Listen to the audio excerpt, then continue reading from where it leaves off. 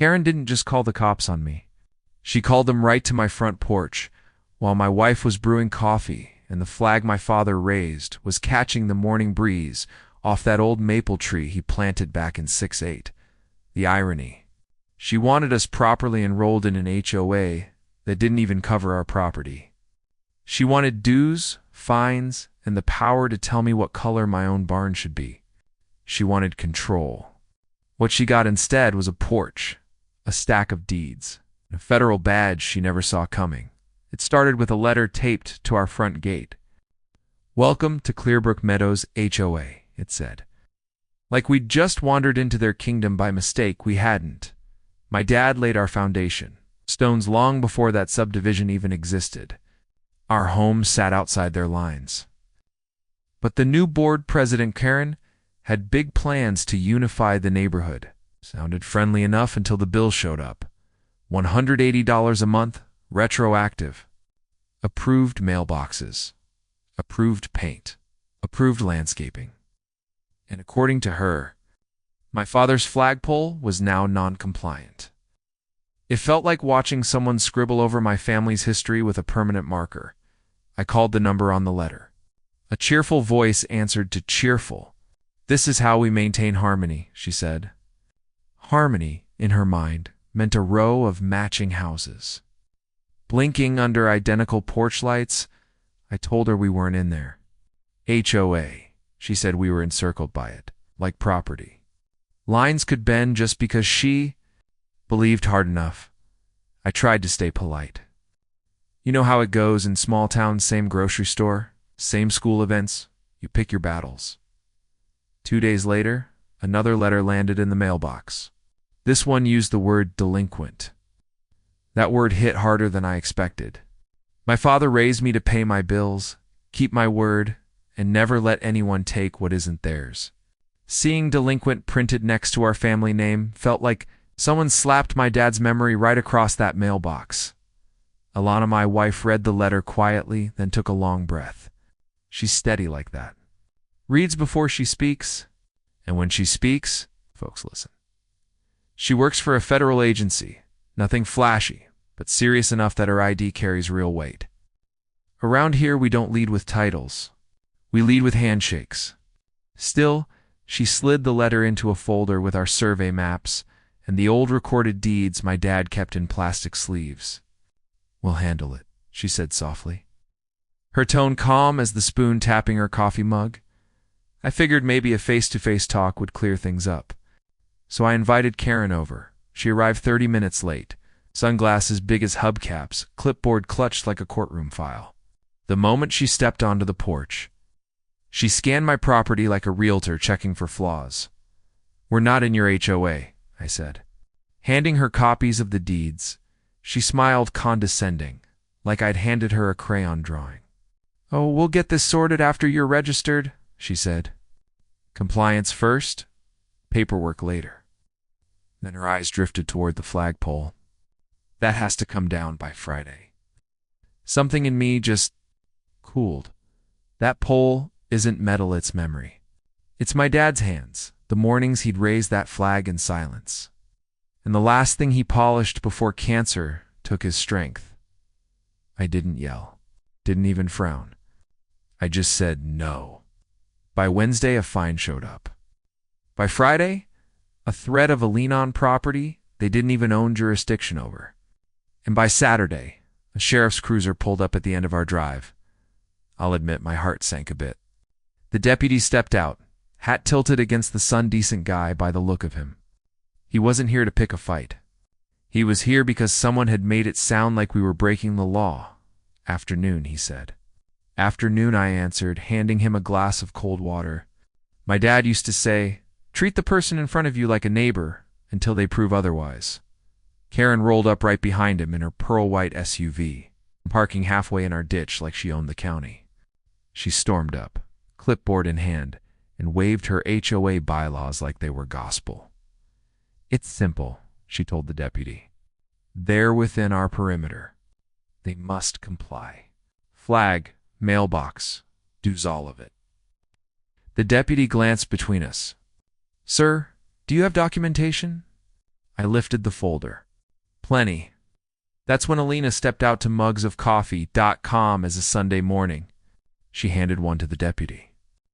Then laid the documents on the porch table, survey coordinates, recorded plats, county lines all, showing our land outside their reach. Then she pulled out her wallet, slid a leather ID across the table. Just enough for the deputy to see. Karen leaned in, then froze. The air went still. Even the flag rope stopped tapping, ma'am, the deputy said, tipping his hat toward Karen. These folks aren't under your jurisdiction. Not even close.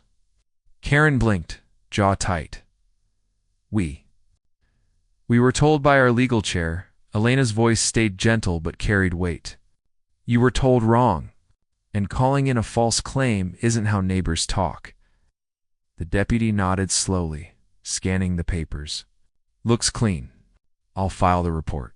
He looked at me then, almost apologetic. Not the first time, sir. Won't be the last. But this one's done. Karen didn't leave right away. Control doesn't back down easily.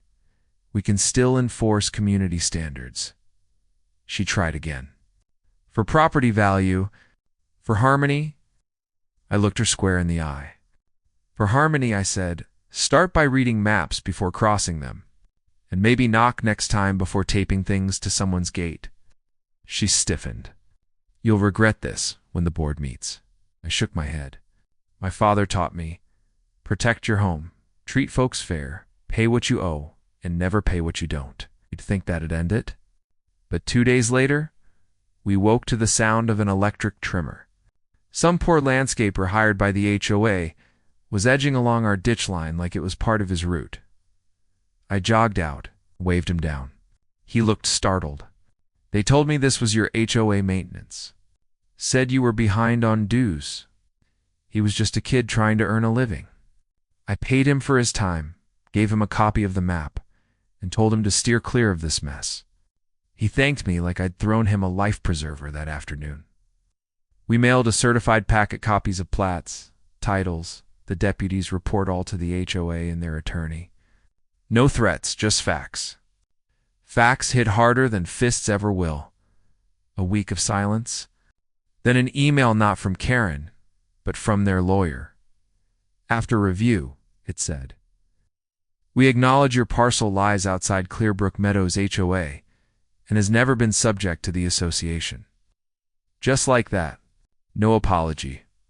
No explanation. But the fines vanished and our name was cleared. That Sunday, we raised the flag higher.